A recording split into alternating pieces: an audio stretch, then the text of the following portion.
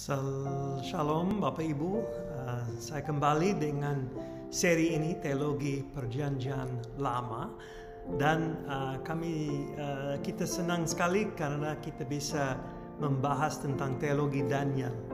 Jadi sudah melewati teologi kitab-kitab Taurat, hukum Taurat, kitab-kitab sejarah, kitab mulai dengan nabi-nabi besar, dan kitab Daniel seperti kitab yang bisa ditempatkan di kitab puisi dan kitab nabi-nabi.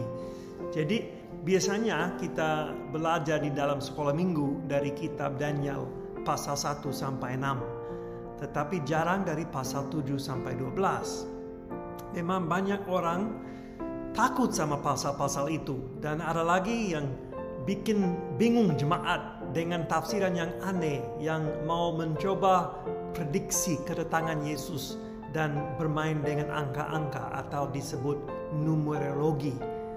Saya kira kitab Daniel kaya sekali dari pasal 1 sampai pasal 12 dan tidak boleh dipakai secara aneh atau untuk membuktikan suatu sistem eskatologi.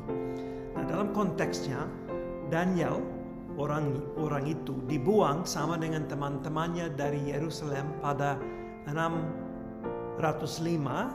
tahun 605 SM ke Babel. Penglihatan yang terakhir dialami oleh Daniel pada 536 tahun itu, dan kitab Daniel mungkin diselesaikan segera setelah itu. Pasal 1 dan pasal 8 sampai 12 ditulis dalam bahasa Ibrani.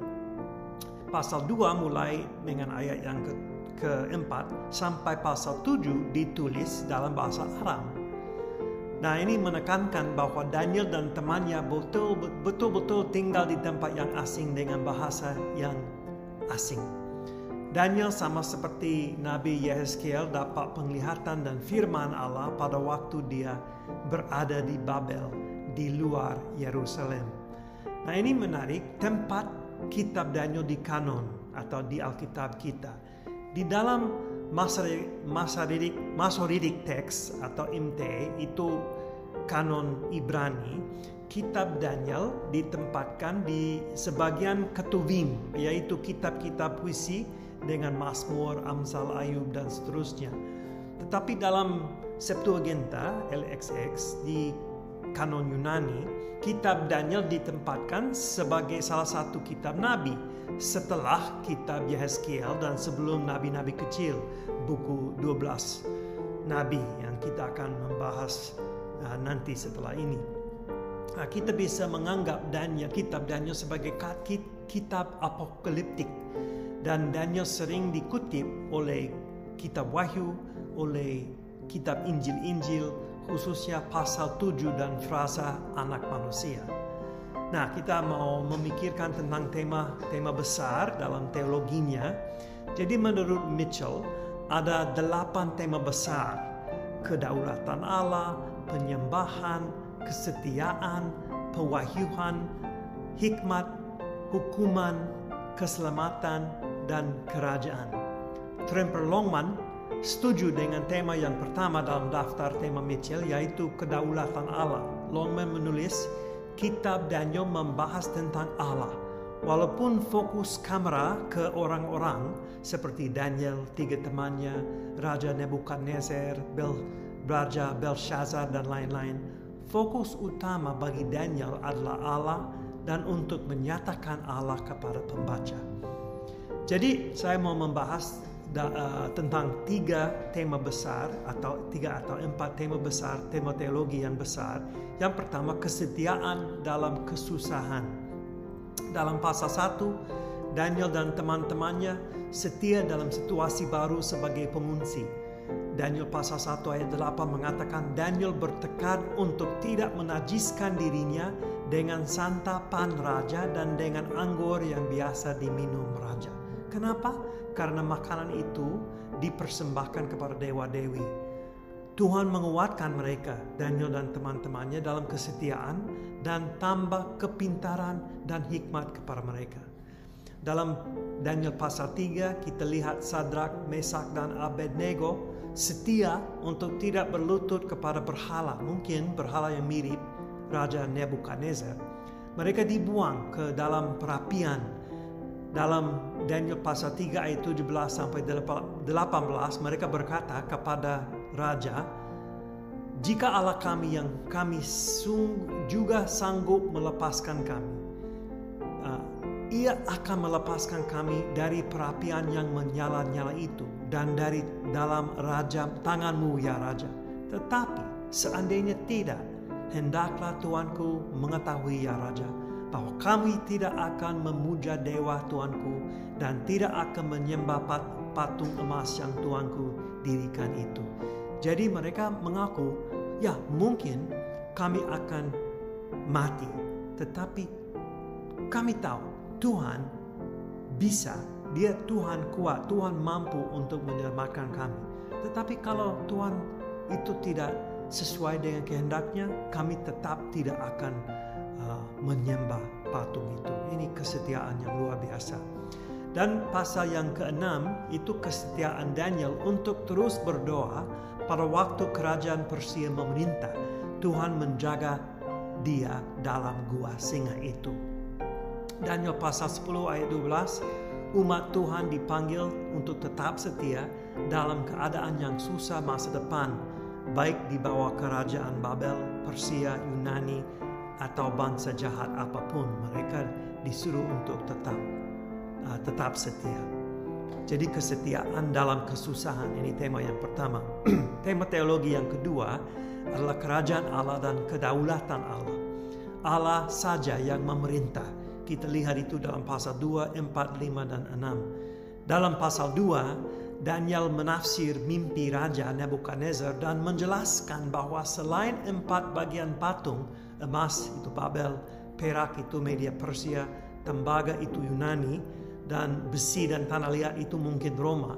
Selain bagian-bagian itu, ada batu terungkit lepas tanpa perbuatan manusia. Batu itu kita tahu itu Yesus dan menghancurkan semua kuasa bangsa lain. Kebenaran ini diulangi dalam kuasa anak manusia di pasal 7.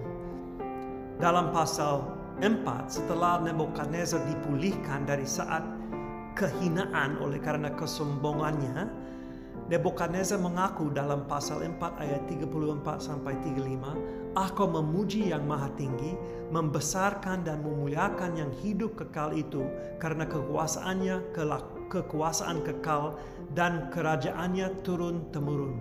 Semua penduduk bumi dianggap remeh. Ia berbuat menurut kehendaknya terhadap bala tentara langit dan penduduk bumi." Jadi Nebukadnezar pun Raja Babel mengaku bahwa Allah itu memerintah. Dia Allah yang luar biasa kuat dan berkuasa. Jadi Allah adalah Allah yang berdaulat. Dia memerintah dan kehendaknya tidak bisa ditiadakan. Itu juga muncul dalam pasal 5 pada waktu Belshazzar menghina peralatan emas dan perak dari bait suci. Daniel mengingatkan Belshazzar tentang apa yang dipelajari oleh Raja Nebukadnezar, bahwa Allah adalah Allah yang maha tinggi dan dari pasal 5 ayat 21 berkuasa atas kerajaan manusia dan mengangkat siapa yang dikehendakinya untuk kedudukan itu.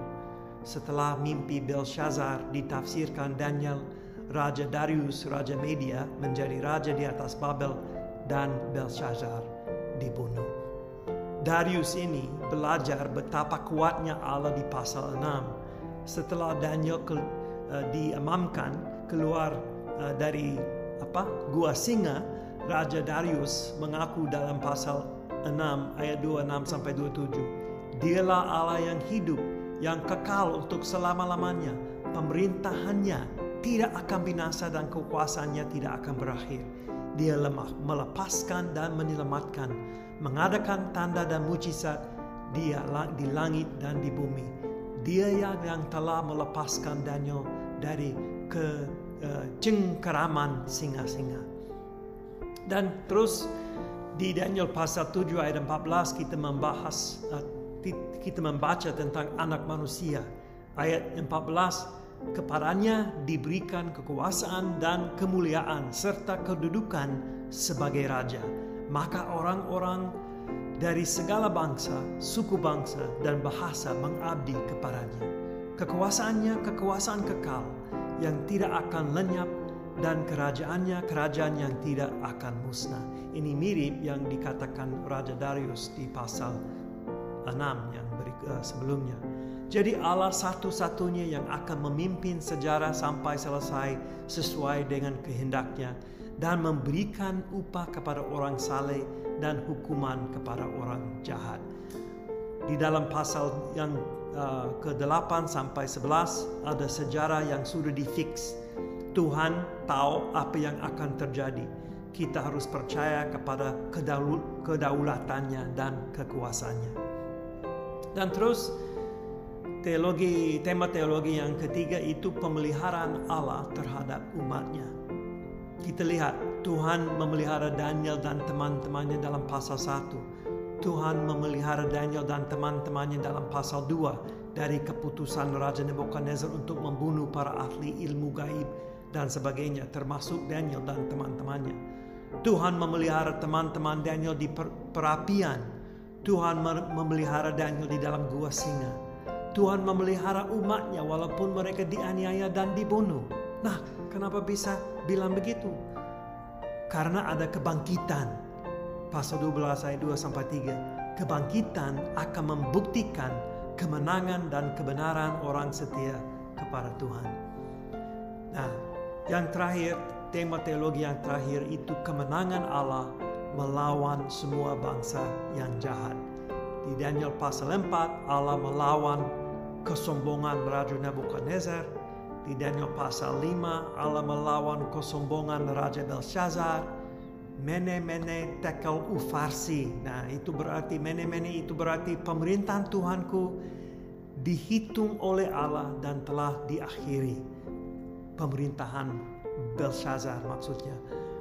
Tekel berarti tuanku ditimbang dengan neraca dan didapati terlalu ringan.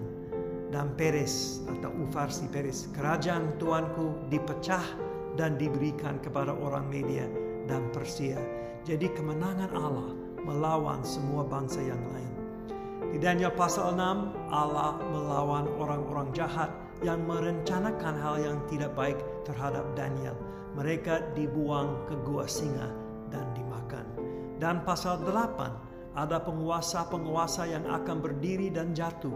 Yang penting di sini adalah kekuasaan Tuhan untuk melawan semuanya. Dan dalam pasal 9-11 ada pengakuan dosa yang didoakan Daniel. Kemudian Daniel diberikan penglihatan yang sangat rumit dan persis. Dia melihat sejarah kerajaan Yunani dan penganiayaan yang akan dialami oleh bangsa Israel di bawah pemerintahan itu. Tetapi juga seperti sebuah teleskop, Daniel melihat lebih jauh lagi ke pengorbanan Yesus dan kemenangan Yesus. Urutan yang dijelaskan seperti ini. Israel akan kembali ke tanah perjanjian sesuai dengan apa yang dikatakan Nabi Yeremia. Bait suci akan dipulihkan. Sang Mesias akan datang dan bangsa jahat akan muncul lagi. Tetapi walaupun umat Allah terus dianiaya, tidak berarti sejarah tidak ada di dalam tangan Tuhan. Lihat Wahyu pasal 5, karena anak domba bisa pegang gulungan kitab seperti sejarah di dalam tangan Tuhan. Allah akan terus memerintah walaupun ada Persia, Yunani, Roma, dan bangsa-bangsa lain yang jahat muncul. Allah akan memerintah, Allah akan melawan orang yang jahat. Jadi ini teologi kitab Daniel itu luar biasa, sangat berkaya dengan teologi dan kebenaran. Dan kita lihat penerapan bagaimana apa yang bisa diterapkan dari Daniel. Yang pertama, hal yang susah bisa dialami oleh orang yang setia. Itu betul ya. Orang setia bisa mengalami hal yang susah. Daniel dan teman-temannya setia terhadap Tuhan dalam kesusahan. Walaupun begitu, mereka mengalami kesusahan. itu menjadi pedoman bagi pengikut-pengikut Yesus nanti. Kita belajar bahwa orang yang kudus akan dianiaya. Mereka harus tetap sabar dan setia. Yang kedua, Tuhan Yesus akan menang. Sudah menang dan akan datang kembali untuk mendapat kemenangannya yang terakhir. Dialah batu dari surga yang akan menghancurkan semua bangsa-bangsa jahat. Puji Tuhan. Yesus sudah menang dan kemenangan yang terakhir akan kita lihat nanti pada waktu Yesus kembali. Dan yang ketiga dalam situasi apapun, menghadapi pemerintah yang jahat atau situasi yang susah sekali, umat Allah harus bertahan. Daniel pasal 11 ayat 32b mengatakan, umat yang mengenal Allahnya akan tetap kuat dan bertindak.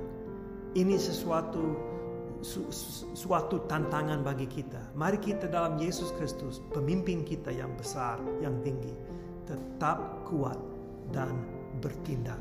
Ini teologi kitab Daniel. Kiranya Tuhan memberkati semua. Shalom.